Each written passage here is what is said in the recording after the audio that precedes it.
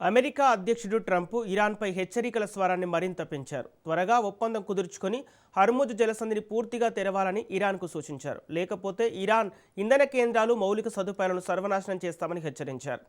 కర్గు దీవిని ఆక్రమించుకుంటామన్న సంకేతాలు ఇచ్చారు. మరోవైపు భీకర దాడులతో పశ్చిమాసియా దద్దరిల్లుతూనే ఉంది. కువైట్పై ఇరాన్ జరిపిన దాడిలో ఓ భారతీయుడు ప్రాణాలు కోల్పోయాడు. కువైట్లోని ఓ కీలక విద్యుత్ కేంద్రంపై ఇరాన్ దాడి చేసింది. ఈ ఘటనలో భారతీయ కార్మికుడు ప్రాణాలు కోల్పోయాడు. 10 మంది సైనికులు గాయపడ్డారు.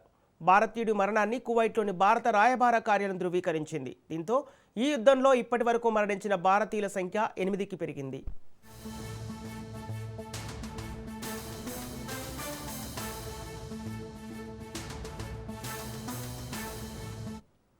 పశ్చిమాసియాలో యుద్ధానికి ముగింపు పలికే శాంతి చర్చలపై ప్రతిష్టంభన కొనసాగుతోంది. అమెరికా, ఇరాన్ చర్చలకు తాము త్వరలోనే ఆతిథ్యం ఇస్తామని తాజాగా పాకిస్తాన్ ప్రకటించగా, ఇరాన్ మాత్రం అసలు పాక్ మధ్యవర్తిత్వ ప్రణాళికతో తమకు సంబంధమే లేదని స్పష్టం చేసింది. ఇస్లామాబాద్ వేదికగా సౌదీ అరేబియా, ఈజిప్ట్, తుర్కియా విదేశాంగ మంత్రులు సోమవారం భేటీ కావాల్సి ఉన్నా ఆ సమావేశం జరగకముందే వారు స్వదేశాలకు పయనమవటం సైతం పలు అనుమానాలకు తావిస్తోంది.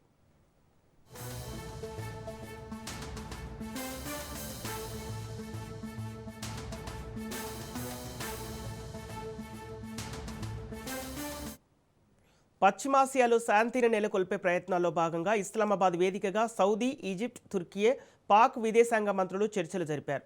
తమ మధ్యవర్తిత్వంలో సంప్రదింపులు జరగనుండడంపై అమెరికా, ఇరాన్ విశ్వాసం వ్యక్తం చేశాయని అనంతరం పాక్ విదేశాంగ మంత్రి ఇషాక్ దర్ అన్నారు. త్వరలోనే వాటి మధ్య చర్చలకు ఆతిథ్యం ఇస్తామని చెప్పారు. అయితే ఈ విషయంపై అమెరికా స్పందించలేదు.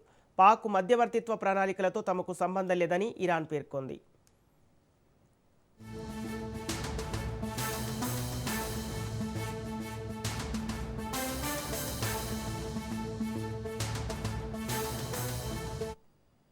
ఇరాన్తో తాము ప్రత్యక్షంగా, పరోక్షంగా చర్చలు జరుపుతున్నామని ట్రంప్ తెలిపారు. చర్చల్లో పురోగతి ఉందన్నారు. ఏ కారణాలతోనైనా త్వరలో ఒప్పందం కుదరకపోతే, హర్ముజ్ను తెరవకపోతే ఇరాన్లోని విద్యుత్ ఉత్పత్తి కేంద్రాలు, చమురు బావులు, మౌలిక వసతులతో పాటు కర్గు దీవిని పేల్చేస్తామని హెచ్చరించారు. త్వరగా ఒప్పందం కుదుర్చుకోవాలని ట్రూత్లో ఇరాన్కు సూచించారు.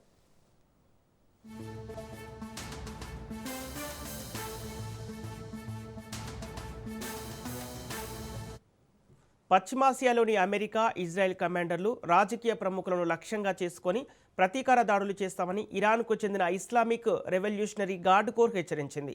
వాషింగ్టన్ బెదిరింపులు కొనసాగితే వారి కమాండర్లు, సైనికులు షార్క్లకు ఆహారం అవుతామని వార్నింగ్ ఇచ్చింది.